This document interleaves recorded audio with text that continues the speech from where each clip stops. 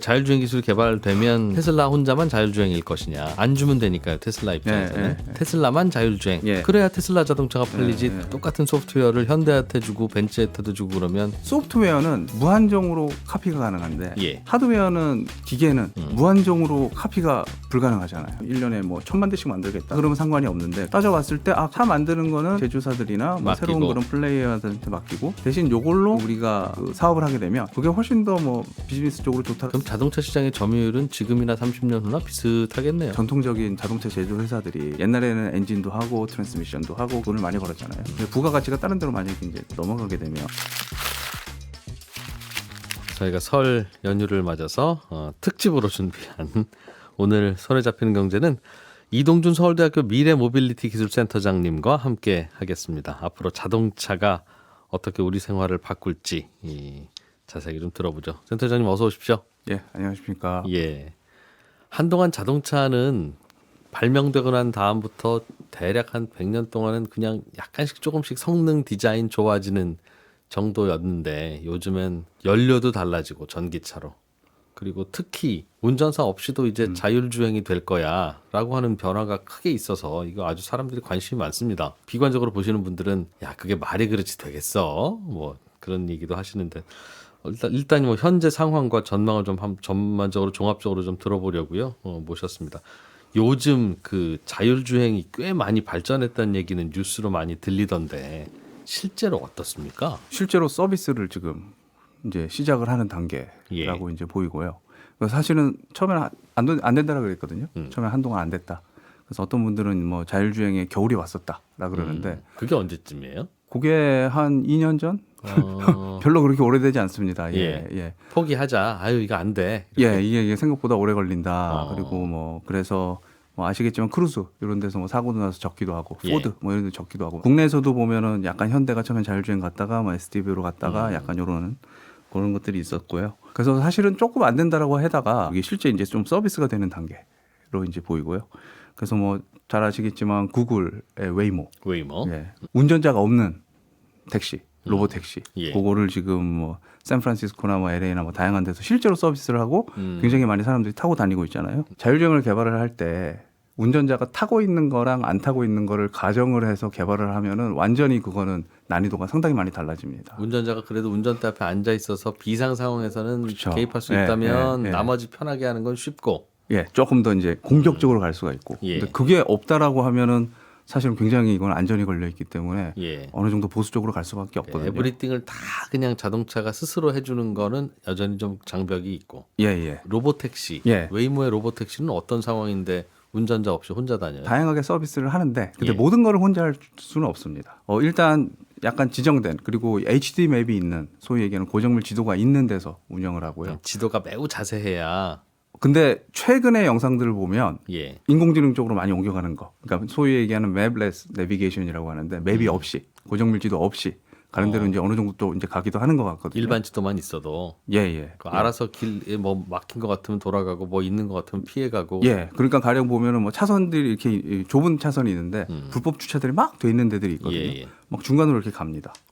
웨이모도 스스로 발전하고 있다는 뜻이네요. 그렇죠. 비해서. 그래서 웨이모에 있는 엔지니어들도 예전에는 사실 보수적으로 하다 보니까 조금 전통적인 방식으로 조금 한 부분이 있었는데, 근데 여기에서도 뭐 여러 곳곳 모듈 같은데 뭐 AI 기술이 들어올 수도 있고 그렇기 때문에 이제 그런 것들을 조금 넣어서 조금 더 자연스럽게 하는 것 같고요. 길에다 무슨 장치를 해두거나 그렇게 해서 자동차를 좀 돕고 있지는 않아요?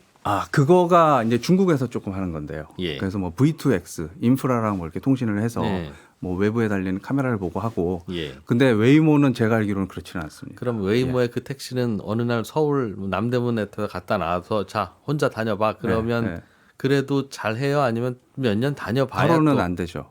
근데 몇 년까지는 아니고요. 웨이모랑 테슬라는 조금 다르긴 한데 근데 웨이모는 살짝 전통적인 방식이라서 근데 그럼에도 불구하고 저희가 이제 운전을 할 때 보면은 가령 뭐 일본이랑 한국을 보면 좌우가 다 바뀌잖아요. 그렇죠. 한국에서 운전을 어느 정도 하면 일본에 가면 조금 한 다음에 이제 적응이 되잖아요. 그래서 웨이모 같은 경우나 뭐 다른 데도 제 생각에는 비슷할 것 같은데 어느 정도 기본적인 운전에 대한 이해가 되어 있는 알고리즘이 있으면 그거를 나라마다 도로 상황이 다르잖아요. 예. 사실 법규도 다르거든요. 예. 그래서 그런데 와서 소위 얘기하는 파인 튜닝. 그래서 추가적으로 이렇게 데이터를 넣어서 학습을 하든지 그리고 아니면 그게 이제 조금 보수적으로 해서 어떤 부분은 손으로 이렇게 코딩한 부분이 있다라 그러면 예. 그 부분은 그걸 조정을 하든지. 웨이모 택시가 지금 다니고 있는 그 도시에서 손으로 운전하는 미국 운전사가 예. 한국에 놀러 왔다가 렌트카 빌리면 운전도 할 수 있잖아요. 그렇죠. 예. 그런 예. 정도의 적응 예, 예. 정도면 웨이모의 자율주행도 비슷합니다라고 얘기할 수 있을까요? 그렇죠. 그래서 웨이모가 보면은 작년 말쯤인가요? 도쿄에서 약간 시범 서비스를 해보겠다. 나 그러고 있거든요. 다 됐네요, 그럼. 근데 또 완벽한 건 아닌 게 웨이모는 아까 말씀드린 대로 기술 난이도가 테슬라보다 조금 더 높은 게 사람이 없거든요. 예. 운전자가 그러니까요. 없기 때문에 중간중간에 기계가 해결을 하지 못한 상황에서 원격으로 개입을 합니다. 아직은. 멀리서 원격으로 보고 예. 있다가 예, 예. 문제가 생기면 예, 예. 원격 조정을 해서 좌회전 예, 예. 회전을 예, 예. 사람이 원격으로 해준다는 거죠. 예. 근데 그게 빈도가 예전에 굉장히 높았는데 예. 이제 빈도가 이제 점점 많이 줄어드는 시범을 단계라서. 본인도 근데 해가면서. 그럼에도 불구하고 개입이 있습니다. 빈도라고 하면 그럼 하루 종일 타고 다니면 대략 몇 번이나 주인님 더 이상 저 어떻게 해야 될지 모르겠어요 하는 하루 종일 건가요? 한 느낌으로 세 번? 3번 정도. 예. 그거는 사람도 하다가 얘 시동 꺼졌네? 뭐 이런 경우 있으니까요. 그럴 수 있죠. 예. 근데 그거는 시간에 따라서 이제 점점 더 내려갈 줄어들고. 부분이거든요. 예. 다 됐네요, 그러면. 그리고 그 개입을 한다는 건 예. 할 수도 있는 거죠, 사실은. 그 해주기만 예, 하면 예, 이제는 그럼 편안하게 자율주행 할 수 있는 거니까 예. 앞으로도 우리가 자율주행 차입니다라고 팔면서도 예를 들면 현대차에서 자율주행 차를 샀는데 예. 내가 자율주행으로 운전하다가 혹시 문제가 생기면 그거 현대차 관제센터에서 보고 있다가 버튼 하나 누르면 저희가 이렇게 빼드릴게요 해서 빼주고 자 이제 또 출발하세요 이러면 문제 없지 않을까요? 그럴 수 있죠. 예. 근데 이게 원격으로 이 개입을 한다는 게 예. 사실은 저희가 차에 타고 있으면 카메라만 보는 게 아니거든요. 그러니까 사람은 다양한 상황을 넓게 다 파악을 하잖아요. 네. 뭐 가령 지금 도로에서 보면 경사가 얼마다, 아니면 이때까지 도로가 뭐 이렇게 울렁울렁거린다, 네. 뭐 이런 다양한 것들을 지금 파악을 하고 그 다양한 센싱들을 다 종합을 해서 사람은 디시전을 하는데 예. 원격으로 이제 만약에 이제 개입을 한다라고 보시면 카메라만 보고 거의 해야 되거든요. 그렇죠. 멀리 있는 관제센터의 그렇죠. 그분은. 예. 네. 그러니까 가령 우리는 이렇게 조금 가다가 이거 뭔가 문제가 있는 것 같. 그러니까 이렇게 살짝 이렇게 움직이다가 이게 옆으로 이렇게 차가 이렇게 뭐 조금 미끄러지려고 한다. 네. 그럼 그런 것들을 이렇게 파악을 해서 정전기관이나 네. 아니면 뭐 이렇게 피부나 그런 센서로 이렇게 파악을 한 다음에 안 될 것 그걸 갖고 같으면 조정을 하잖아요. 119도 부르고. 예, 그럴 수도 네. 있죠. 예. 근데 원격으로 하게 되면 현재까지는 예. 그 카메라만 보고 하기 때문에 그분들도 그리고 카메라의 뷰가 이 사람이 보는 것보다 그렇게 넓지도 넓지 않고 않겠고. 차이가 있기 때문에 의사들이 로봇 수술하는 거하고 느낌 비슷하겠군요. 모니터만 보고 수술하니까. 뭐 근데 로봇 수술은 또 굉장히 많이 이때까지 해봤었던 거를 하기 때문에 힘이 없어도 사실은 어느 정도 적응이 됩니다. 예. 근데 요거는 사실은 돌발 상황이라고 하는 게 아웃라이어잖아요. 예. 그러니까 이때까지 해보지 않은 것들이잖아요. 예. 그렇기 때문에 그런 상황에서 굉장히 제한된 센싱만 가지고 사람이 원격에서 모든 걸 개입하기는 그거는 조금 어려운 측면이 있고요. 그래서 가끔 보면 웨이모가 네. 무인으로 하다가 개입으로 하다가 안 되면 운전자가 가끔씩 와서 오는 빼준다. 경우도 있습니다. 약간 어이없는 상황이 가끔은 벌어지는군요. 그렇죠. 네. 얼마 전에 2년 전만 하더라도 전기차 안 되나 보다 철수 하는 경우도 있었는데 예. 갑자기 제가 야 그만하면 됐네요 교수님 이제 곧 상용화 되겠네요 하는 반응까지 나올 정도면 최근에 뭔가 좀 기술적으로 점핑이 있었습니까? 어떻게 그렇게 예. 포기하려다가 이렇게 되죠? 예. 그러니까 제 생각에는 그거는 한 3가지 정도로 예. 이제 보이는데 3가지나 있었군요. 첫 번째는 보면은 일단은 데이터가 굉장히 많이 모였습니다. 웨이모는 소위 얘기하는 신경망 뭐 이렇게 브레인 역할을 하는 그 네트워크가 있는데 예. 그거가 약간 모듈별로 구성이 돼서 구조가 이렇게 돼 있어서 살짝 똑똑한 친구를 앉혀놨다라고 보면 되고요. 그러면 데이터가 그렇게 많이는 필요 없을 수가 있잖아요. 이게 머리가 좋으면. 구조가 있으니까. 기능은 조금 제한이 되는데 기능이 제한된다는 거는 결국엔 다양한 상황을 대응하기는 좀 어렵고 그래서 사실은 데이터가 소위 얘기하는 테슬라보다는 덜 필요하거든요. 근데 테슬라는 그것보다는 조금 더 이제 신경망처럼 뭐 룰을 조금 더 빼고 소위 얘기하는 저희 쪽에서는 엔드투엔드라고 이제 얘기를 하는데 처음에 센싱에서 센서를 딱 넣게 되면은 네트워크를 전체를 학습을 시켜서 아웃풋이 나오게 되는. 테슬라는 예. 예. 근데 웨이모 방식은 어떻게 다른데요? 웨이모는 중간중간에 모듈이 있어서 가령 뭐 이런 부분은 뭐 플래닝 아니면은 뭐 디시전 이런 부분은 조금 떼어와서 따로 독립적으로 디벨롭을 하고 그러니까 가령 보시면 대기업에서 어떤 제품을 개발한다라 그러면 요거 제품 개발한다면 이렇게 붙이잖아요.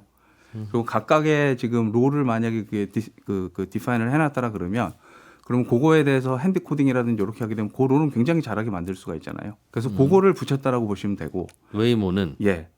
왜냐하면 근데 그럴 수밖에 없는 게 말씀드린 대로 이건 자율주행이 약간 될 것 같다라고 얘기하는 게 뭐 1년, 2년 정도밖에 안 안 되거든요. 됐으니까 근데 그 전에 이제 만약에 이제 구글의 입장에서 이거를 서비스를 조금 해야 되겠다.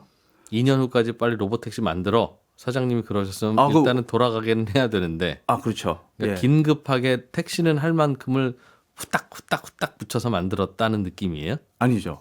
그 당시에는 AI의 가장 중요한 이슈 중에 하나가 지금 보면은 뭐 안전도 보장도 안 되고 막 이런 이슈들이 있기 때문에 예. 사실은 저희가 챗GPT 쓰다 보면 이 친구가 왜 갑자기 이런 얘기를 해? 뭐 이렇게 될 수가 뭐 있잖아요. 할루시네이션이라고 하는 예. 오류들이 있죠. 그렇죠. 그래서 그 인공지능의 그런 문제들이 이게 쉽게는 해결이 안 되겠다.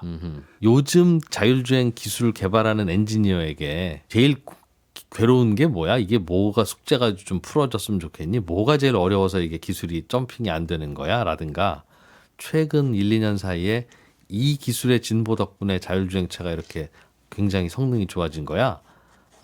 라는 어떤 기술의 뭔가 걸림돌이면 걸림돌 아니면 뭐 거대한 진보가 있었다면 진보 그런 사례가 이 업계에서는 어떤 게 있습니까? 개인적으로는 뭐 데이터 많이 모은 것도 중요하고 예. 그리고 컴퓨팅이 되게 좋아진 것도 사실 커진 것도 중요하긴 한데 테슬라나 이런 데서 그리고 자율주행 쪽에서 점프가 일어난 부분은 사실은 이론적인 점프입니다.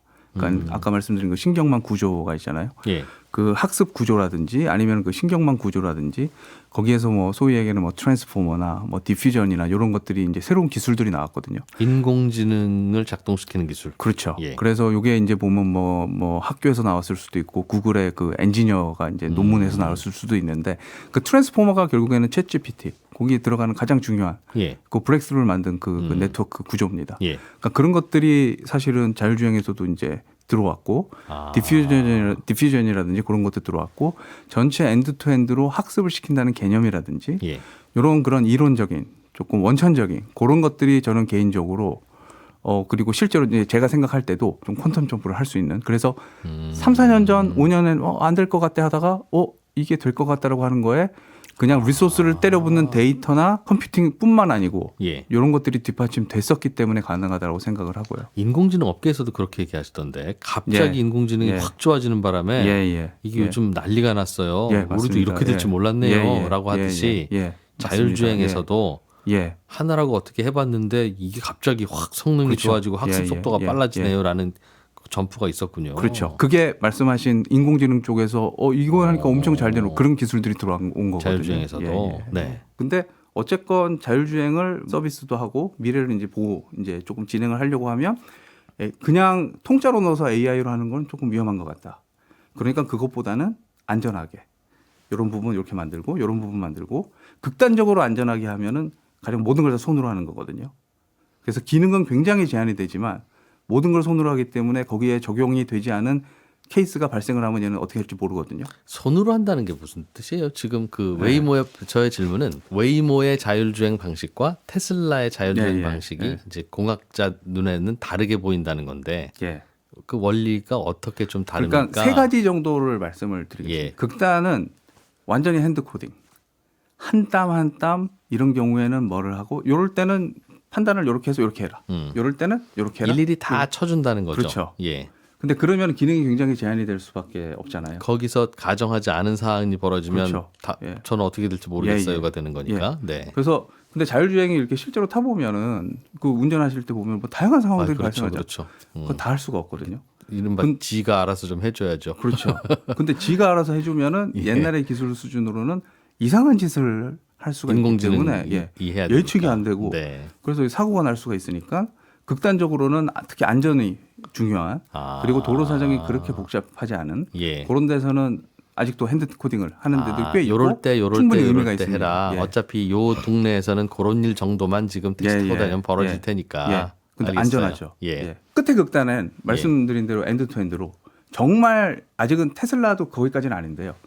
그냥 네트워크 통짜를 하나를 그냥 가지고 그냥 사람 뇌를 그냥 집어넣은 다음에 모든 걸 하겠다. 당신이 다 알아서 해. 인공지능 예, 당신이 예. 알아서 해. 그리고 얘가 하는 거는 그냥 전체를 그냥 다 학습을 시켜버려서 하겠다. 어허. 가 이제 엔드투엔드. 예. 그래서 테슬라는 지금 내부에 약간 모듈이라든지 구성이 있기는 하지만 구조가 있기는 하지만 이쪽으로 이제 가게 되는 거고요. 예. 그래서 앨런 머스크가 어쨌건 그걸 시작을 할 때 두 가지를 했습니다. 그래서 일단 첫 번째 자율주행을 쓰려고 하면 다양한 상황이 있기 때문에 핸드 코딩으로는 절대 안 된다. 우리는 무조건 인공지능으로 가야 된다. 일일이 모든 상황을 어떻게 다 가정하냐. 그렇죠. 예. 그래야 사실은 미국에서 다니던 자율주행차가 이집트나 인도로 그렇죠. 가도 예, 알아서 예, 하지. 일일이 예. 이렇게 하얀 거 올라오면 이거는 그냥 무시하고 가도 되는 거야. 미국의 특정 지역에서는 그럴 수 있는데 예. 다른 동네에서는 안 그럴 수 있으니까요. 근데 그게 만약 이제 규정이나 이런 것들은 핸드 코딩도 다 되긴 합니다. 예. 그런 것들은. 근데 가령 뭐 개가 튀어나온다. 예. 개랑 비스무리한 뭐가 튀어나온다. 예. 뭐 사람이 뭐 갑자기 뭐 요렇게 조기에서 아까는 여기 있었고 그다음 여기 있었는데 그다음에 어떻게 갈지 뭐 이런 것들. 일일이 다 그렇죠. 모든 시나리오를 할 수가 만약 없죠. 이렇다면 이렇게 움직여라고 해서는 그렇죠. 차가 예. 못 다닌다. 예, 뭐 교차로도 상당히 복잡할 수가 그럴 것 있는데 그거를 같아요. 다 핸드 코딩으로 할 수도 있는데 예. 요건 아무튼 적응성이 떨어지기 때문에 그리고 이제 저 끝단에 이제 엔드투엔드가 있고요. 그래서 테슬라는 사실 엔드투엔드 쪽. 엔드 방식이고.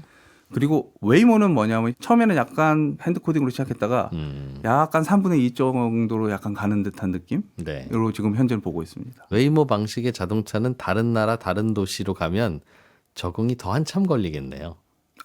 근데 요게 무인 개입을 한다라는 가정이 있기 때문에 예. 그 기능을 테슬라보다는 로보택시나 조금 이렇게 내로우 다운을 시켜서 적용을 한다라는 측면에서 보면 뭐 별 차이가 없습니다. 거기에서도 그런 부분만 다시 학습을 시키든지 예. 핸드 코딩한 부분은 그런 부분만 뭐 법규라든지 그런 것들은 바로 그냥 다시 업데이트를- 넣어주면 예, 되니까. 예. 그래서 그게 제 개인적으로는 그게 구글의 웨이모나 테슬라나 아니면 뭐 중국의 요새 뭐 바이두나 뭐 화웨이나 네. 거기서 잘 되면 이렇게 넘어오는 거는 사실은 뭐 기술이 다르지만 그렇게 큰 차이는 나지는 않을 거다라고 생각을 하고 있습니다. 그러면 굳이 테슬라처럼 그 모든 걸 다 알아서 해줄 수 있는 방식을 굳이 고집하지 않아도 될 것 같다는 게 교수님 아니죠. 생각이세요? 아니죠.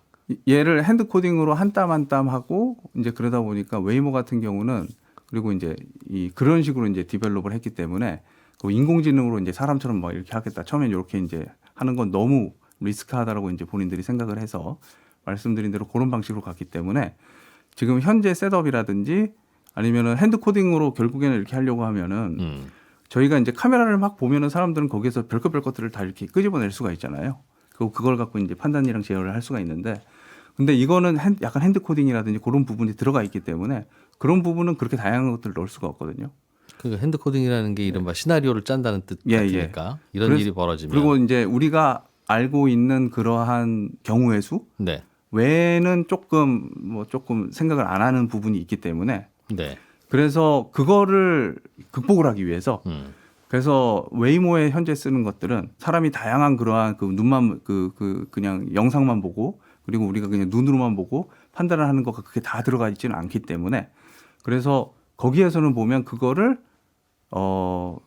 컴펜세이션 약간 그거를 조금 하기 위해서 보완을 해주기 위해서 보완을 하기 위해서 다양한 센서를 쓰거든요. 센서를 많이 예. 쓴다. 그래서 가령 라이다 예. 소위 얘기해 비싼 거. 예, 그렇죠. 비싼 거가 들어가고요. 카메라. 근데 라이다가 상당히 좋은 거가 조금 들어가고요. 그래서 차값 자체가 예. 상당히 비쌉니다. 한 2억에서 3억 정도 합니다. 사람도 그 머리가 좋으면 머리만 쓰면 되는데 머리가 뭐 좋지 약간 그런 않으면 측면이 부지런히 손발이 움직여야 되는 예, 그런 예, 트레이드 오프가 있듯이 뭐 그런 자율주행차도 측면이라고. 머리가 좋은 테슬라는 머리가 비싸고 머리 운영하는 데는 돈 많이 들지만 뒷부분은 그럴 수 알아서 하는 있죠. 거고 예, 머리가 예, 그리 예. 뛰어나지 않은 자율차는 이런저런 예민한 센서들이 많이 도와줘야 된다는 그렇죠. 거네요. 예. 그래서 요게 이제 뭐 굳이 뭐 테슬라 방식으로 뭐 갈 필요가 있느냐 그랬는데 아무튼 그거는 센서라든지 그런 것도 굉장히 비싼 거가 필요한 기술이기 때문에 아직은 예. 그래서 걔를 이쪽 가령 이제 그게 잘 된다 그래도 가령 우리가 이제 그냥 타고 다니는 승용차에 그런 자율주행 기술들이 다 들어온다라 그러면 센서를 다 달고 할 수는 없잖아요. 그렇겠죠. 그렇기 때문에 그거는 조금 차이가 있고요. 어떻습니까? 그럼 한 30년쯤 후에는 자율주행 방식이 결국은 하나로 통일돼 있을 텐데 뭐라도 조금이라도 더 효율적인 방식으로 결국은 진화가 되지 않았겠습니까? 그렇겠죠. 그렇다면 어느 진영일 것 같으세요? 그냥 느낌이? 저요? 이거는 함부로 얘기하면은 아니 뭐 맞추시지 않아도 30년 댓글창에. 후니까요.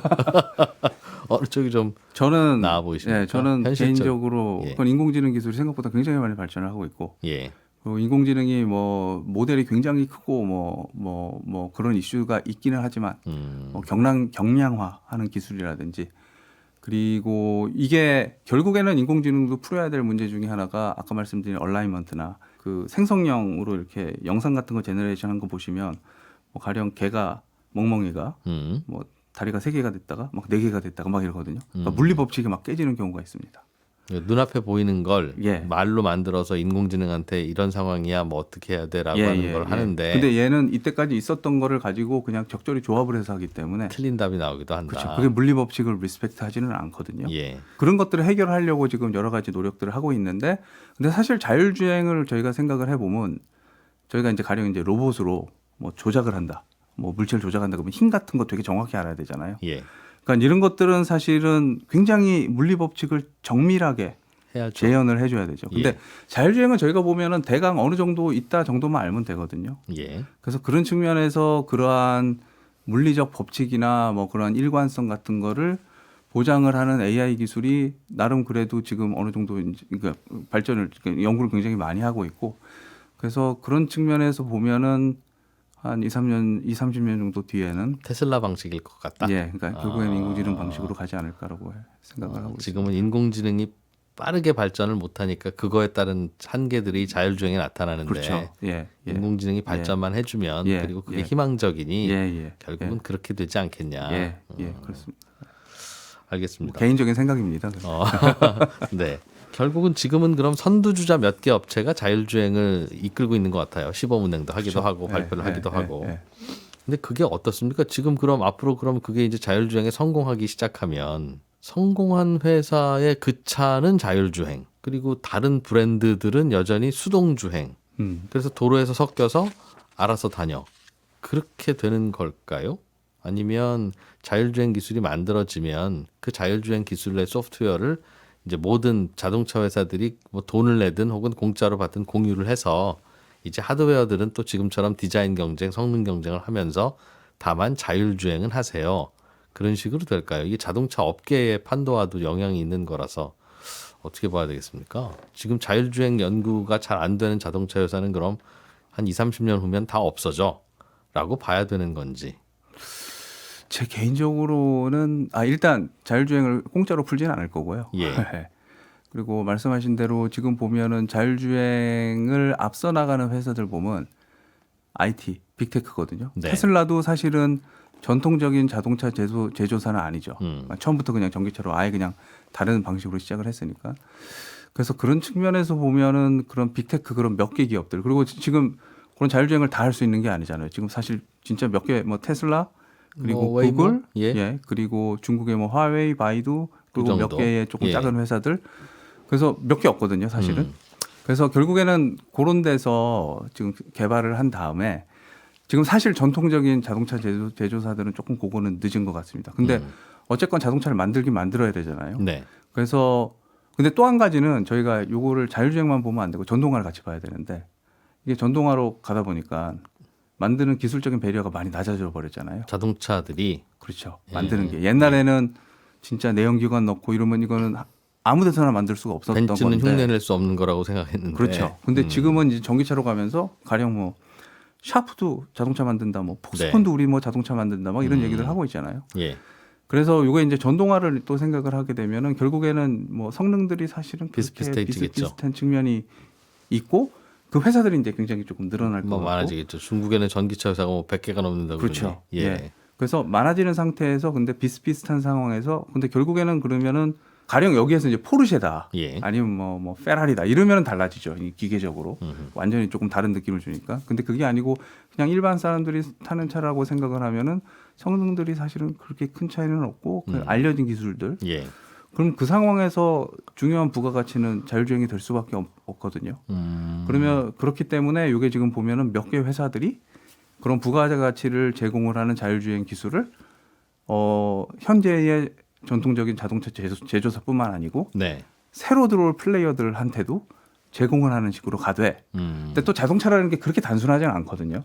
자동차의 자율주행 기술은 저희가 지금 보면 뭐 에이다스 기술이나 뭐 엔진 기술이나 되게 옛날에 이제 엔진 기술이나 굉장히 중요한 기술이긴 하잖아요.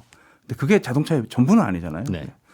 그래서 뭐 가령 뭐 핸드폰이나 이런 데처럼 뭐 구글이랑 애플이 완전히 다 싹 쓸어버리고 그거는 아니지만 근데 어쨌건 몇 개의 처음에는 시작은 자율주행 회사들이 그 자율주행 기술을 지금 그 자동차 회사에서도 그 서플라이어 벤더들처럼 제공을 하는 식으로 가고 그 많은 이제 그 늘어난 그런 제조사들이 그걸 받아서 마치 핸드폰 만드는 것처럼 다양하게 만들고 이런 식으로 가게 되지 않을까. 전통적인 자동차 제조사들은 아무튼 조금 줄어들게 될 것 같고요. 빅테크들이 이제는 자동차 쪽에 영향력이 이제 많이 커질 것 같기도 하고. 오히려 자율주행하는 예. 소프트웨어가 중요하게. 그렇죠. PC는 어디서 만드는지 모르지만 다 윈도우 깔듯이. 약간 그런. 살짝 갸웃거리신 이유는 무슨 차이가 좀 있어서. 그 운영 체계는 사실 잘 모르겠습니다. 운영 체계가 완전히 동일하게 될지 아니면 회사마다 어떤 특성을 가지고 나가게 될지는 사실 잘 모르겠는데 이 자율주행은 사실은 앱이고 예. 운영 체계는 밑에서 돌아가는 거잖아요. 앱 이전에 백그라운드에서 돌아가는. 그래서 좀 이제 더 안드로이드 그런 뭐 이런 기술이죠. 것들이 예. 있고 그 위에 이제 앱이 있는 건데 자율주행은 약간 그 위에 있는 뭐 워드나 뭐 파워포인트나 약간 이런 걸로 그런 적은 옵션의 아도비 느낌이라서. 예. 굉장히 중요한 옵션. 근데 OS는 사실은 최근에 이제 뭐 현대도 그렇고 다른 데도 그렇고 소프트웨어 디파인드 비클 해서 사실은 그런 것들을 자동차 회사에서 조금 가져가려는 부분들이 있고 네. 요거를 그냥 화웨이나 이런 데서 그것까지 제공을 하는 모델로 갈지 아니면 그거를 조금 놓고 거기에서 뭔가 조금 차별성이라든지 그리고 예. 본인이 그걸 갖고 있으면 다양한 서비스 인테그레이션이라든지 뭐 쉬워질 수가 있잖아요. 그렇게 될지 아니면은 또 빅텍이 저쪽도 이제 OS도 우리가 그냥 다 해버리겠다. 라고 해서 될지? 뭐 넘어갈지 그거는 사실은 뭐 잘 모르겠고요. 뭐 다양한 옵션들이 있을 것 같은데 근데 저는 뭐 전체 산업을 보는 사람은 아니고 자율주행만 보는 사람이기 때문에 저는 잘 모르고 아마 그거는 현대 쪽에서 충분히 고민을 하고 지혜로운 그래요? 그런 결정을 해주지 않을까. 그러니까 자율주행 기술이 개발되면 예를 들면 테슬라 혼자만 자율주행일 것이냐. 안 주면 되니까요. 테슬라 입장에서는. 테슬라만 자율주행. 예. 그래야 테슬라 자동차가 팔리지. 예. 똑같은 소프트웨어를 현대한테 주고 벤츠한테도 주고 그러면 사실 난 디자인은 좀 현대가 좋아. 그러면서 테슬라 대신 그거 사지 않겠습니까? 그러니 소프트웨어 장사만 하는 거 가지고는 답이 안 나올 테니까 혼자만 이제 자율주행 기술 근데 가질 혼자가 가능성도 다 있는데. 모든 차를 다 만들 수는 없잖아요. 이게 그러니까 소프트웨어는 무한정으로 카피가 가능한데 예. 하드웨어는 기계는 무한정으로 카피가 불가능하잖아요. 예. 그렇기 때문에 만약에 내가 이제 소프트웨어 카피를 한 다음에 이거를 뭐 테슬라가 이제 본인들이 이렇게 차를 해서 1년에 뭐 1,000만 대씩 만들겠다. 라 그러면 상관이 없는데 근데 예. 따져봤을 때 그러지 말고 차 만드는 거는 그냥 제조사들이나 뭐 맡기고. 새로운 그런 플레이어들한테 맡기고 대신 요걸로 만약에 우리가 그 사업을 하게 되면 네. 그게 훨씬 더 뭐 비즈니스 쪽으로 좋다라 그러면 그런 식으로 충분히 갈 수가 있겠죠. 소프트웨어 회사로서. 예. 그러니까 만약에 테슬라가 뭐 2천만 대, 3천만 대를 만들 수 있으면 제 생각에는 그럴 수도 있을 것 같은데 근데 그러기는 조금 어렵지 않을까 생각도 들고요. 물론 그럼 테슬라에 들어가는 건 조금 더 좋은 걸 넣고 예. 다른 거는 조금 덜 좋은 걸 넣고 그렇게는 수도 될 수 있겠죠. 있을 것 같은데 근데 이거가 사실은 ADAS 기능 뭐 가령 뭐 긴급 제동이나 뭐 ESC나 이런 것도 사실 처음 나왔을 때는 뭐 벤츠만 달려 있고 뭐 BMW만 달려 있고 그래서 우와 이거는 뭐 신기술이다 그러는데 지금 살짝 보편화가 되잖아요. 예. 그래서 이것도 사실은 처음에는 그러지만 조금 시간이 지나면 또 어느 정도 조금 보편화가 되지 않을까. 예. 그럼 자동차 시장의 점유율은 지금이나 30년 후나 비슷하겠네요. 그런데 이게 마진이 작아지는 상황에서 전통적인 자동차 제조 회사들이 예. 옛날에는 엔진도 하고 트랜스미션도 하고 그래서 돈을 많이 벌었잖아요. 근데 부가가치가 다른 데로 만약에 이제 넘어가게 되면 기술 차이가 별로 없으니까 예. 치열한 가격 경쟁 말고는 할 게 없을 그렇죠. 것이다. 그러면 가령 저희가 이제 봉제 산업을 사실은 속에 들여다보면 되게 하이테크적인 측면이 많거든요. 예. 근데 저희는 더 이상 이제 진짜 각 잡고 나라에서 들어가지는 않잖아요. 네. 저는 개인적으로 아무튼 전동화가 그래서 과연 우리나라에 정말 좋았느냐. 좋은 거냐. 예, 이 부분은 잘 모르겠는데 전동화가 되면서 아무튼 스레이숄드 그 기술 장벽이 많이 낮아지면서 비슷비슷해진 상황에서 그럼 옛날만큼 마진이 그렇게 안 나오고 네. 거기다가 자율주행이라든지 그런 SDV도 사실은 전통적인 자동차 제조사들이 그렇게 잘하는 것 같지는 않거든요. 그러면 그런 것들에 대해서 마진이 그렇게 줄은 상황에서 근데 사실은 자동차 센서 하나 5,000원짜리 더 넣으려고 해도 난리가 나잖아요. 마진이 타이트한 그런 산업에서 그런 상황이 만약에 오게 되면 전통적인 자동차 회사들이나 아니면 우리나라나 예. 과연 그거를 계속을 안 할 수도 있을 것 같고요. 예. 한다라고 하더라도 이거를 굉장히 이 제조라든지 로봇 같은 이런 기술을 써서 제조 쪽에 굉장히 생산성을 굉장히 높여갖고 뭐 아마 현대가 보스턴 다이나믹스를 뭐 이렇게 인수를 예. 하고 그런 것들이 혹시 그런 빅픽처가 있었는지 모르겠는데 그런 식으로 해서 굉장히 잘 만들고 그리고 생산성을 높이고 가격도 낮추고 품질도 이렇게 자동화를 많이 시켜서 만든 다음에 그래서 그거를 약간 지금 TSMC처럼 굉장히 잘 만드는 자동차 파운더리 그렇게 가되 근데 결국에는 그게 마진이 그렇게 크지는 않을 크지는 않을 거거든요. 것이다.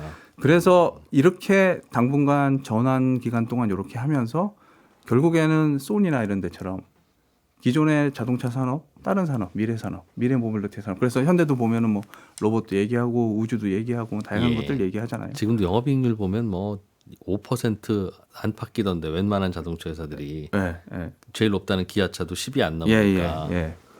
그것보다도 박해질 것이다. 그럴 자칫하면 적자인데 예, 그러면. 그럴 수가 있죠. 예. BYD 예. 전기차 막 싸게 들어오잖아요. 그게 이제 보편화되면 부가가치 그건 낼 더, 곳이 예, 예. 자율주행 그렇게 기술 될 수도 정도. 있다. 예. 개인적으로는 언제쯤 이게 그럼 예를 들면 전하 교수님도 이번 거는 자율주행으로 사자. 언제쯤일까요? 그게 이제 상상하기로는 자율주행이면 무인주행이니까 차 3대 사서 한 대는 내가 출퇴근할 때 쓰고 나머지 2대는 지들끼리 돌아다니면서 택시처럼 해서 돈 벌어오라고 하지 뭐. 마치 자판기 몇 개 사다가 부업하듯이 그런 비즈니스 모델도 이야기가 되던데요. 근데 그럼 굳이 차를 안 사지 않을까요? 뭐 빌려 쓰면 되지. 굳이 뭐 차를 살 필요는 없을 것 뭐 같고요. 예. 취향에 따라서 그럴 수도 예, 있겠네요. 예, 네. 예. 되게 단순한 문제들이 그게 성공을 할지 안 성공할지 가늠을 하는 경우들이 많습니다. 뭐 어떤 말씀이세요? 가령 메타버스, 예. HMD 있잖아요. 음. HMD 가장 큰 문제 중에 하나가 그냥 쓰면은 답답하다. 네. 그리고 어지럽다. 쓰는 것 자체. 너무 단순하잖아요. 그것 때문에 안 되는 거다. 그렇죠. 그러니까 굉장히 큰 이슈입니다. 아, 물론 그렇죠. 예, 그리고 사람이 답답하다는데 한 그거 30분 있어요. 정도 써보신 적 있으신가요? 어지럽다면서요? 그렇게까지는 안 아니, 써봤는데. 30분 쓴 다음에 딱 벗으면 사람이 아니게 됩니다. 이게 눈 빨개지고 머리 막 붕붕붕 뜨고 너무 단순한 문제잖아요. 예. 그게 만약에 해결이 됐으면 그래서 누구나 자유롭게 쓰고 뭐 자유롭게 보고 아주 편하게 쓸 수 있는 HMD가 나왔으면 제 생각에 메타버스는 지금보다 훨씬 더 커졌을 거라고 생각이 되거든요. 예.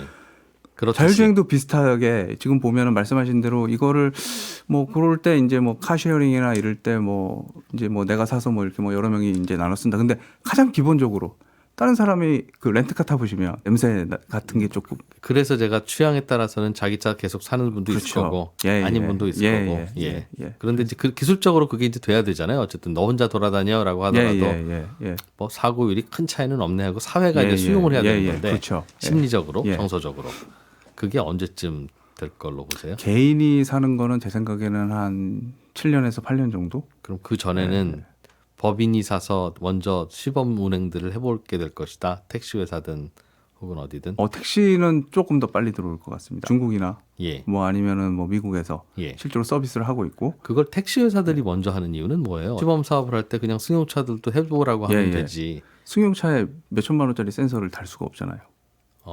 지금 택시 회사는 그냥 적자 감수하고 시험 삼아 돌리는 거군요. 그러면. 지금은 보조금 같은 거라든지 그런 예. 것들이 있죠. 그래서 그런 거가 없이는 아직은 더 비싸긴 하고요. 근데 이게 이제 사람들이 많이 타게 되기 시작을 하고 예. 그리고 저희처럼 고령화 뭐 이런 게 있어서 이제 조금 이 인건비가 비싸지게 되고 네. 그리고 가령 지방이라든지 이런 데는 아예 택시 기사분들도 안 가시려고 하잖아요. 뭐 버스 기사분들이라든지 그런 경우에는 무인이 들어올 그렇죠. 만하니까. 예. 그리고 아무튼 가격이 비싸기 때문에 예. 그거는 센서라든지 뭐 라이다라든지 이런 거가 필요하기 때문에 요거는 그냥 승용차로 들어오기는 조금 아직은 힘든 것 같고요. 그런 측면에서 구글 방식이 좀 더 비싸다는 말씀입니까? 그럼? 훨씬 비싸죠. 예. 근데 그거에 비해서 테슬라는 카메라만 쓰잖아요. 예. 그래서 아직은 운전자를 못 빼는 것 같고요. 근데 만약에 그거에 이제 성공을 하게 되면 이제 저는 그거가 개인적으로 이제 사이버 캡이라는 걸 조금 주의 깊게 봐야 될 것 같은데 이게 굉장히 어려운 문제거든요. 근데 카메라만 가지고 라이다 없이 카메라만 가지고 자율주행을 하겠다. 이게 되게 사실 어려운 문제거든요. 뚜렷하지 않은 상을 잘 판단해야 된다는 거죠. 사람처럼. 뚜렷하지 않은 상이 아니고 라이다 같은 경우는 주변의 형상을 3차원으로 그냥 딱 찍습니다. 거리가 얼마인지까지 나오니까. 다 나오고. 예. 그래서 그런 정보가 있는데 카메라는 그런 게 없잖아요. 2차원 평면만 보이니까. 예. 그리고 아무래도 그러니까 물론 멀티 카메라를 쓰면 그런 것들을 뽑아낼 수는 있는데 근데 불확실하죠. 그렇죠. 사람 그리고- 경험과 감으로 대충 아는 건데. 그렇죠. 예. 예. 멀리 있는 사람인지 작은 사람인지를 사람은 보면 아는데. 그렇죠. 예. 그래서 그게 이제 말씀 딱 그거 하신 대로 그게 이제 학습이 들어가는 거거든요. 예. 근데 학습이라는 거는 아무튼 다양한 데이터를 막 넣고 막 이래야 되기 때문에 그것보다는 라이더 그냥 딱 쓰면 바로 거리 나오고 크기 나오니까. 나오고 그러니까 훨씬 편하죠. 그래서 그것만 가지고 사실은 카메라만 가지고 지금 하려고 지금 뭐 아무튼 테슬라는 하고 있고 그래서 만약에 이제 그게 성공이 되게 그래서 사실 굉장히 어려운 기술이거든요. 만약에 얘네들이 사이버캡을 진짜 출시를 하고 그 서비스를 시작하는 시점이 되면은 사이버캡이라는 게 어떤 개념입니까? 사이버캡이 지금 보면 테슬라에서 이제 우리가 택시를 하겠다. 예. 그래서 지금 형상은 잘 기억이 안 나는데 형상이 약간 그 테슬라 트럭이랑 비슷하게 생겼었던 것 같고 예. 뭐 사람 앉는 데도 없고 그런데 이제 처음부터 사람 앉는 데를 없앨 수 있을지는 모르겠는데 근데 얘네들이 이걸 정말 이제 각 잡고 출시를 하고 운전사를 빼는 시점은 제 생각에는 이게 이제 기계 학습을 하게 되면 이게 학습이 이렇게 내려가는 게 아니거든요. 그러니까 성능이 계속 이렇게 쩍쩍쩍쩍쩍 리니어하게 좋아지는 게 아니고 조금씩 좋아지는 것 같다가 안 좋아지는 것 같다가 이렇게 하다가 어느 순간 이제 학습을 많이 해서 데이터를 많이 넣게 되면 팍 좋아집니다. 왜 좋아지는데 손가락은 아랫방향으로 가요? 아 이게 에러라고 보시면 됩니다. 에러율. 예, 네. 그럼 뭐 알겠습니다. 성능으로 이렇게 올라간다고 보시면 되고요. 알겠습니다. 예. 그래서 에러율 팍. 네. 아니면 이게 이제 저희가 학습을 할 때는 리워드 펑션이라는 걸 쓰고 그걸 통상적으로 최적화를 하는데 최소화를 많이 합니다. 예. 그래서 최소화를 한다라고 개입해야 될 여지나. 알겠습니다. 뭐 사고라든지 이런 것들. 근데 이게 학습을 하다 보면은 얘가 이렇게 내려가는 게 아니고 이렇게 가다가 갑자기 팍 하고 떨어지는 순간이 옵니다. 예. 그래서 뭐 로봇의 사족보에 가시죠. 그것도 마찬가지로 처음엔 사람들이 이렇게 이 학습을 하다 보면 처음엔 막 못 걷다가 어느 순간 막 네. 엄청나게 걷기 시작하는 거거든요. 근데 이 시점이 지금 테슬라가 쓰는 엔드투엔드에 그리고 카메라는 훨씬 난이도가 높기 때문에 데이터도 많이 필요하고 뭐 그렇기 때문에 이 시점이 훨씬 늦게 올 것 같긴 하거든요. 예. 근데 아마 머스크가 충분히 도덕적인 사람이라서 안전 같은 걸 생각을 해서 기술의 완성도가 어느 정도 됐다라고 생각을 해서 그 시점에서 만약에 사이버캡을 내놨다라 그러면 예.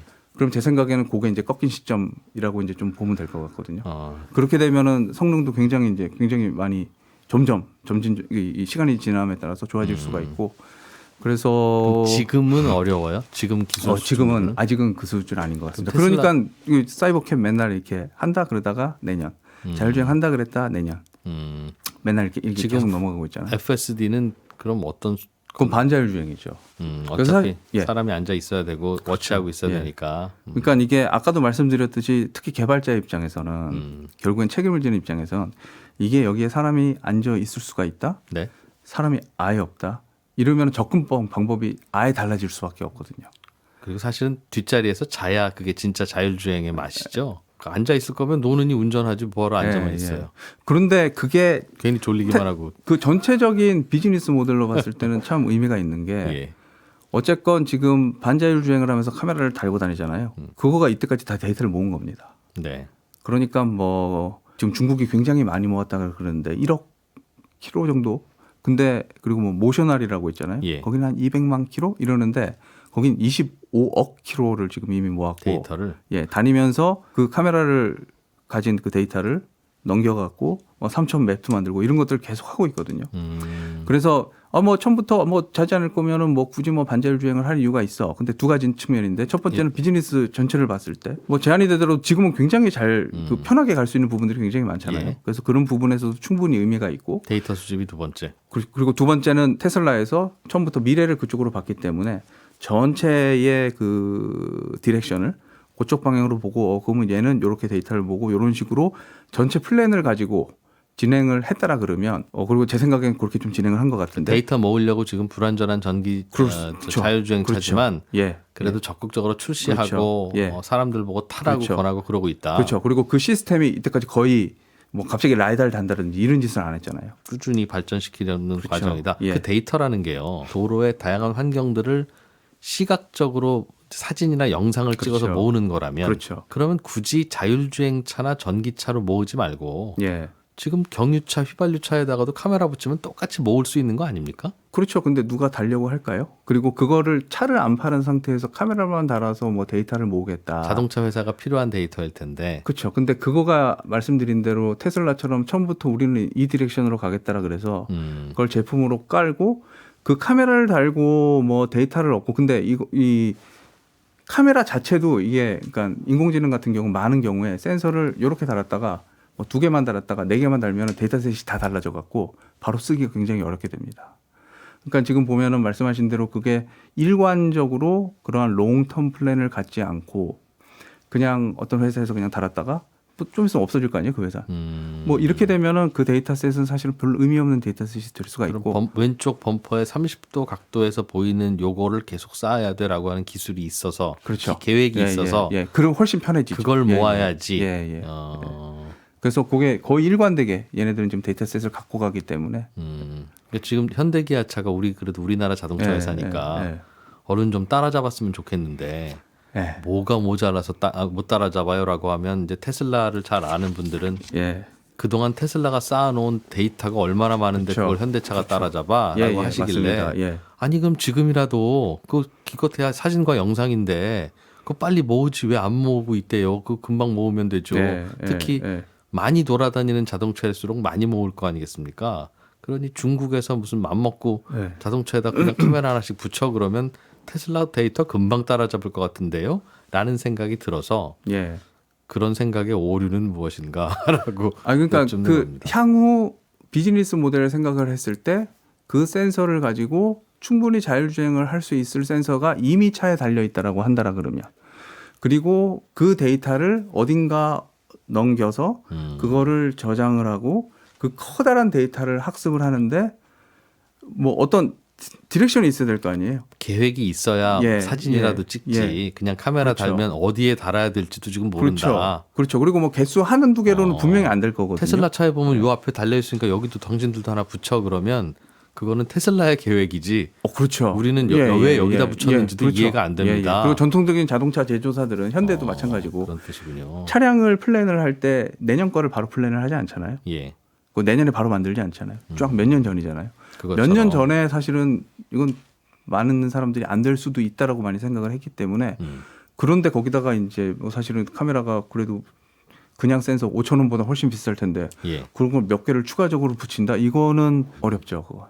자율주행차는 처음에 얘기 나올 때부터 이게 사회적 수용성이 더 큰 문제일 것이다. 기술의 그렇죠. 문제가 아니라 기술은 발전해도 교통사고로 하루에 뭐 여러 명이 사망하지만 그건 괜찮아도 자율주행차가 돌아다니면서 한 달에 한 명이라도 사망하면 그거는 사람들이 못 받아들일 거야. 그리고 보험료를 누가 내고 보험회사는 누구한테 책임 청구를 하겠어. 이것도 안 돼서 안 될 거야 하는 분들의 목소리는 여전히 좀 있는 것 같은데 그 우려는 좀 잦아들고 있습니까? 사회적 수용성이 중요하다 이렇게 얘기하는데 근데 그게 기술이 어느 정도 받쳐줘야 사실은 얘기를 할 수 있는 의미가 있거든요.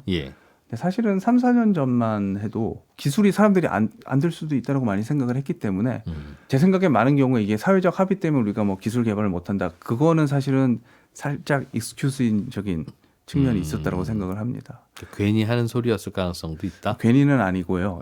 뭐 아무튼 일리는 있으나 그게 큰 걸림돌은 아닙니다. 그러니까 그때는 걸림돌보다는 기술이 더 이제 조금 발전을 해야 될 시점이었지. 규제를 막 시리어스하게 논하고 그 당시엔 서비스도 안 됐는데 뭐 그거를 뭐 얘기할 게 없잖아요. 그리고 정말 기술이 됐으면 뭔가 서비스를 시도를 할 거 아니에요. 그러다 보면 뭐 규제라든지 얘기를 했을 텐데 근데 지금은 조금 이제 달라지는 측면이 있고요. 그래서 저희 이제 공대 출신 엔지니어들이 기술을 많이 개발을 하는데 그런데 사실은 더 중요한 거는 그 위에 메타적으로 사회적 합의라든지 이런 것들이 사실 굉장히 중요하거든요. 기술은 분명히 이제 지금보다 이제 좋아질 거고 분명히 에러는 있을 수밖에 없거든요. 그럼 사고는 날 수밖에 없습니다. 근데 이거를 저희가 약간 사회적 합의를 조금 봐야 될 부분이 있는 게 우리가 이제 고령화도 있잖아요.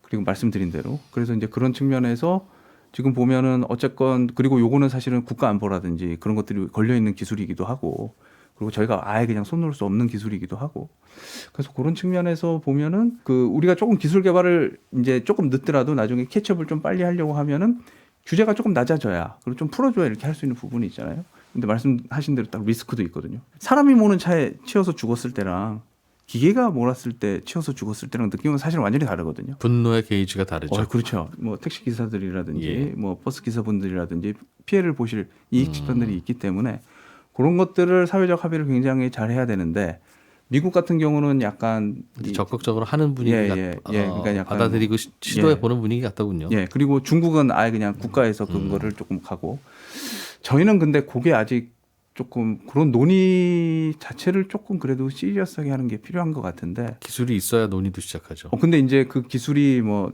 사실 저희 기술이 됐던 뭐 외부에서 기술을 조금 활용을 많이 했던 사오고 나서는 예, 그럼 예, 다닐 예. 거냐? 예. 제 생각에는 그런 것들이 이제 직접적으로 그리고 좀 많이 들어올 게 2, 3년 안에 들어올 가능성이 있어서 그런 사회적 합의는 이제 그때쯤 이제 많이 이제 돼야 될 것 같고요. 근데 결국엔 그게 잘 돼야 기술의 발전에 빨리 안착하겠죠. 예. 비용 문제는 해결이 결국은 될까요? 지금 상상하기로는 테슬라의 기술 방식이나 비싼 라이다를 쓴다는 방식이나 지금 시범 서비스야 비용 생각 안 하고 하겠지만 자 이제부터 상용화하자 하면 매일매일 1,000원, 2,000원 그 돈 싸움일 텐데 괜찮습니까? 그 인공지능 그 다 운영하고 하려면 전기도 많이 먹고 그렇죠. 예, 컴퓨터도 예. 비싼 거 들어가요 그럴 텐데 이 상용화라고 하는 보급화가 그거는 큰 걸림돌은 아니라고 보세요? 현재 인공지능은 사람의 어떤 뇌의 그러한 펑션 중에 어떤 일부분을 지금 하고 있는 거고 되게 조금 크루드한 그런 거거든요. 그래서 그런 측면에서 보면은 제 생각에는 그 아까도 말씀드렸듯이 결국에는 인공지능 기술이 조금 범용화될 가능성이 있다라고 말씀을 드린 게 결국에는 그런 문제들을 해결을 하는 게 필요하고 연구해서 그런 것들을 원천 기술에서 그런 것들이 조금 새로운 구조라든지 새로운 방식이라든지 그래서 최근에 보면은 인공신경망에다가 조금 뭐 메모리를 조금 다르게 박든지 아니면은 뭐 네트워크 구조를 그래프 구조를 조금 뭐 넣든지 다양한 시도들이 있거든요. 근데 거기에서 브레이크스루가 일어나게 되고 그리고 최근에는 또 인공지능 그 대형 모델을 학습을 그 실제로 쓸 때 추론을 한다라 그러는데요. 그때는 경량화하는 기술들도 굉장히 많이 연구를 하고 있습니다. 그래서 만약에 그런 것들이 되면 그러면은 지금보다는 조금 지금은 사실은 제 생각에는 전혀 지속 가능하지 않은 방향이거든요. 이런 방향으로 그렇죠. 비용 쓰고 하는 거는 이거는 안 되기 때문에 그래서 그게 어느 순간이 되면은 그 말씀드린 그런 원천 기술들 그런 것들이 3, 4년 전에 있었던 그런 자율주행이나 뭐 인공지능이 있었던 것처럼 그런 것들이 있게 되면은 비용단에서도 혁신이 있어야 된다. 예. 그럼 비관적인 질문입니다만 그런 게 없을 수도 있잖아요, 그죠? 없으면은 인류의 진보가 이제 거기까지다 그렇게 되는 거겠죠. 그 숙제도 있군요. 예. 아까 인공지능이 갑자기 어느 날 이렇게 확 좋아지면 이제는 자율주행도 사람이 뒤에서 소파에 누워서 있듯이 있을 수 있을 거야라고 하는 것도 그런 진보가 없을 수도 있잖아요, 교수님. 그럼 뭐 인류가 여기까지인 거지. 그래서 아까 그 7, 8년이 그게 조금 아닐 수도 있다. 이게 예측이 만이라고 하는 게 이렇게 떨어지는 시점이 사실은 안 올 수도 알겠어요. 있거든요. 지금까지의 진보 속도로 보면 뭐 충분히 기대할 만하지만 원래 80점이 90점 되는 건 쉬워도 90점이 100점 되는 건 10배로 어려우니까. 알겠습니다. 이제는 자율주행차에 대해서 공부 많이 하신 교수님이나 그냥 어제부터 알게 된 학생이나 사실은 요즘엔 다들 한마디씩은 하는 시대라서 반갑기도 하실 거고 다만 또 이건 그렇지는 않은데 하는 걱정도 좀 드실 거고 요거는 좀 알아둬야 되는데 사람들이 잘 생각 못하네 하는 부분도 있을 거라서 마지막으로 그런 게 좀 있으면 알려주시죠. 사실은 자율주행을 보면 세계에서 딱 두 나라만 하고 있거든요. 그리고 사실은 빅테크만 하고 있습니다. 그러니까 사실은 프랑스도 못하고 독일도 못하고 일본도 못하고 영국도 못하거든요. 그래서 이 지금 뭐 댓글창이나 보면은 막 뭐 현대는 뭐하냐 뭐 우리나라는 뭐하냐 막 이러고 있는데 저희가 근데 리소스가 그렇게 많은 것도 아니고 뭐 인력이 그렇게 많은 것도 아니고 뭐 저희가 실리콘밸리처럼 뭐 그런 게 아니잖아요.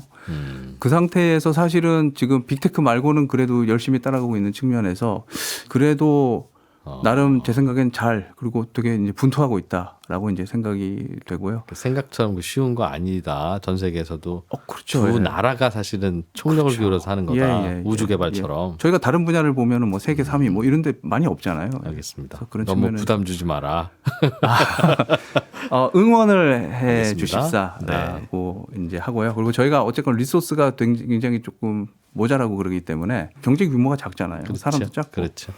뭐 좋은 친구들은 요새 이제 해외로 많이 나가기도 하고 그래서 자율주행의 그런 퀀텀 점프들, 그 이론적인 퀀텀 점프들은 저희가 충분히 할 수 있는 부분이, 이건 리소스가 조금 덜 필요한 부분이기 때문에 없지는 않지만, 네.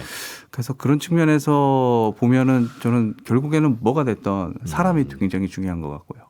근데 자율주행 같은 경우는 특히 좋은 탑급 개발자들이 되게 필요합니다. 진짜 천재가 만들어내는. 그렇죠. 그러니까 구글도 보면은 모든 사람들이 공장에서 그냥 일 딱딱딱 나눈 다음에 그냥 똑같이 일을 하는 게 네. 아니거든요. 몇몇의 천재 개발자들 같은 사람이 쫙 끌어가고 밑에 사람들이 쫙 모이는 그런 구조거든요. 일 쫙쫙 나눠주고 결국엔 저희도 이제 빅테크처럼 대기업들이 끌어가야 되는데 대기업에서 가령 천재 개발자들이 정말 설치면서 다닐 수 있는 문화는 아닌 것 같아요. 대우도 아직은 그런 거는 아닌 것 같고. 자꾸 실패하고 깨지고 해야 예, 되니까. 예. 그래서 탑급 개발자들, 천재 개발자들이 정말 설치고 다닐 수 있는 그런 문화를 조금 우리가 만들어 준다라고 하면은 자율주행이 됐건 다른 산업이 됐건 뭐 플레이어가 바뀌건 방식이 바뀌든 저희는 어쨌건 계속 서바이벌하고 갈 수 있을 거라고 생각하기 때문에 그런 문화라든지 뭐 사람이 결국엔 제일 중요하다. 이렇게 그 말은 생각합니다. 자동차 이 산업이 이제 굉장히 지금 첨단이 됐어요. 그렇죠. 천재가 예. 필요한 첨단 산업입니다. 예, 예, 예. 과거에는 조금 덜 그랬기도 하고 그렇습니다. 앞으로 예. 또 이게 대중 기술이 되면 다시 또 그렇게 되겠지만 지금은 천재가 필요한 예, 그런 개발자들, 예, 특별한 개발자들이 조금 필요한. 예. 자동차 연구하려면 이제 기계공학과 가서는 그럼 안 되는 겁니까? 컴퓨터공학 전공해야 자동차. 뒤집어서 얘기하면 기계공학에서도 컴퓨터공학을 굉장히 많이 합니다. 아 예. 이제 기계공학자들도 예, 예, 예, 전자를 배운다. 예, 저희 학생들도 뭐 AI도 많이 쓰고 알고리즘도 굉장히 복잡한 것도 많이 짜고요. 예. 그리고 약간 기계공학에서 하면은 그래도 기계공학이 프린키피아라고 하는 뉴턴 역학에서 나온 거기 때문에 네. 이 이론적인 깊이가 사실 있는 부분들이 있어서 그 아까 말씀드린 디퓨전이나 뭐 그런 것들 보면은 이론적인 기반들이 필요한 부분들이 굉장히 많거든요. 융합이 필요하겠죠. 예, 그런 부분에서는 나름 굉장히 잘할 수 있는 부분도 있습니다. 그래서 기계공학과 많이 오시면 좋을 것 같습니다.